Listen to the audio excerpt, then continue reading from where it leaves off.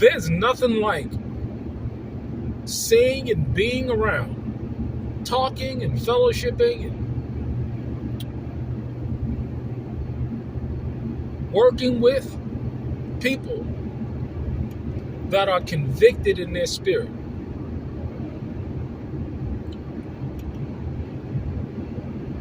I hear the stories time and time again, and the stories mimic one another because it's all leading you down a very straight and narrow path.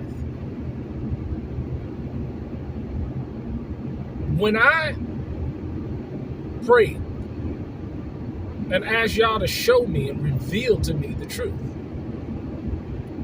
I was convicted in my spirit that once I heard the truth, once that prayer was answered, and by no means, I was not a religious person. I didn't even go to church. I knew that church was a lie. I mean, y'all revealed a lot to me at a very, very young age. Whether it was about politics, war, organized religion, the educational system. I'll tell you, so when I made that prayer and he revealed to me what the truth is, whether it economic truth, religious truth, spiritual truth, the truth about who I am, because my ancestors were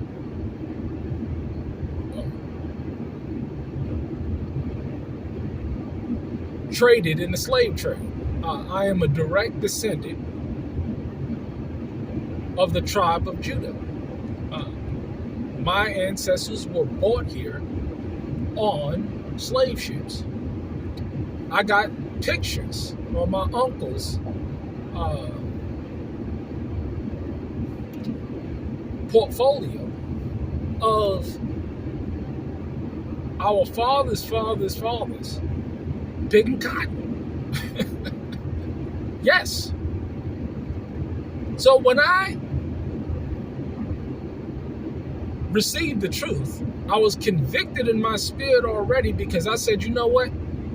Whatever this truth is, I'm going to act on it. I'm going to do it. And that's how you know that the remnant is real.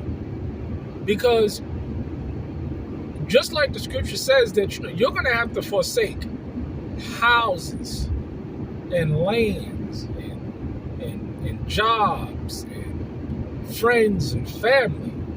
Hey, have you actually been through that? I have, every aspect of it. Corporate job, nice lifestyle, all of the needs of my flesh. I was able to efficiently and effectively and consistently service. This is just the truth. I lived a life that very few people. And I was just a working man, but just in corporate America, you got a couple extra dollars and you're in a different, you move in a different social circle in society. We wasn't hanging around Pookies and Ray-Rays and around the block and nah, trips to Cancun, I guess some corporate cats do it, but I didn't. But forsaking children, wives,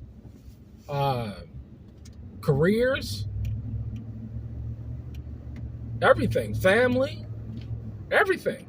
Giving it all up and starting all over again to live set apart. That's how you know people are convicted, because not only do they know the truth because they've been given the truth through the spirit of truth, they confessed it and they took the actions to live it. This is a very powerful thing to experience, because he says, hey, if you forsake all of these things, I'm going to give you whatever you had to sacrifice and more. This is the truth because I've lived this truth and experienced these and continue to experience these blessings in my life. No joke. I tell you, he said you'll be blessed in the labor of your hands. He said that your storehouses would be full. He said that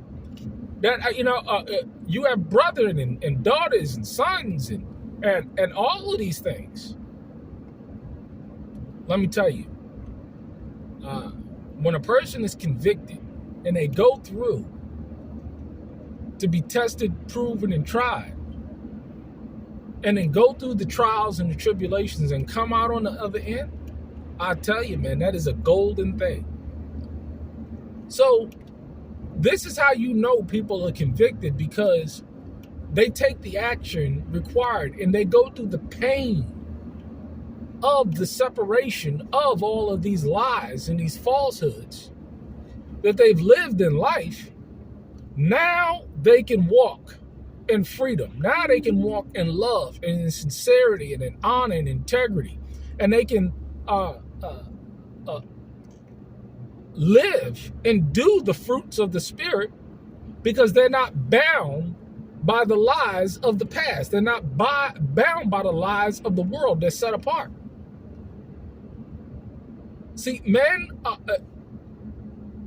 that speak the truth, and there's unwavering, because it's a straight and narrow way. It's not a wavering thing. And you got a lot of waverers. You got a lot of people that want to take this, but don't take this, leave this, but I did this, whatever. And you see this double-mindedness in their lives.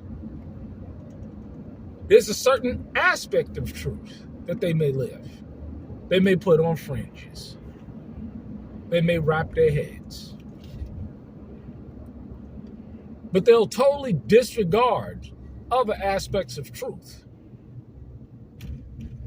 and will not live that. Waverers, life's in chaos. No real blessings. Everything is a front. They're double-minded. When you are convicted, it will cause you to do. And it'll cause you to do it with humility and perseverance and love.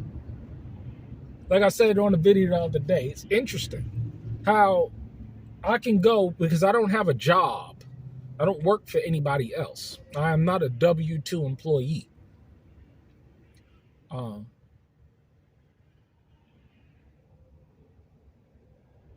I produce myself for myself, and I'm very good at it. So when I go and work or produce a labor, it's like amazing. Paul was a tent maker. He went out, and I remember the speeches that he gave to the church about his ability to produce for himself.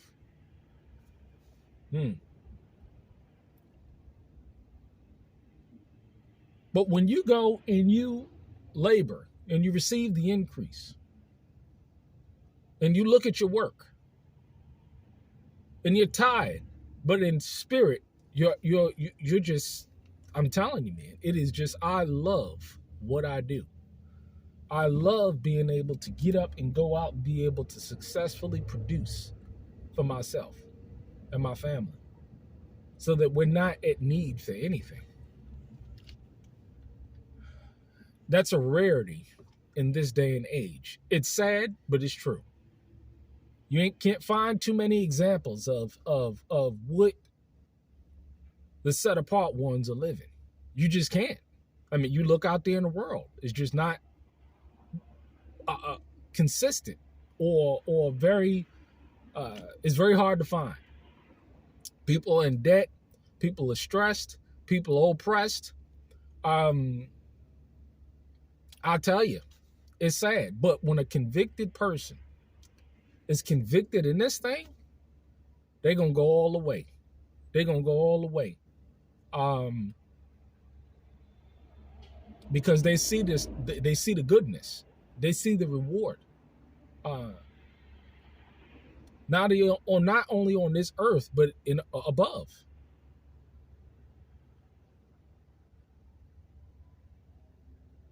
I tell you, we need more people to become convicted in what they say and what they believe and what they've studied and understand and been revealed to be truth. I don't care what it is, and walk in it.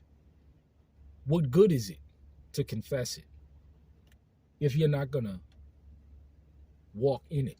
What good is it to know it if you are not willing to confess and live it?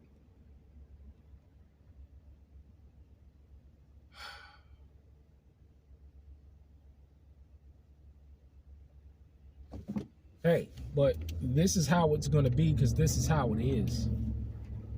But this is how you know. This is how you know without a shadow of a doubt.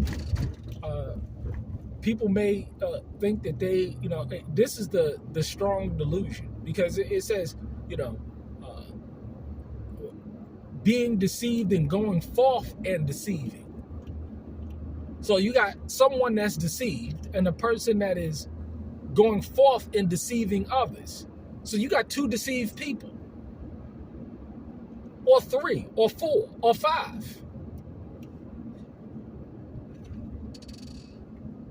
All various forms of deception that's going on. And it's all based on envy, jealousy, greed. It's all based on these things. And you know why? This is how you know. The action has not taken place. The actual fruit has not been brought forth. This is how you know. By their fruit you shall know them. It ain't a hard word. It is a hard word, but it's not very difficult to understand if you're convicted in the spirit and willing to live and know and walk in the truth. What's hard, that word that cut sharper than any two-edged sword, is that thing that people hear it and they know it, and they know that they just wicked. They know they wicked. They know in their mind and in their spirit that they are just turned over to the Hasatan.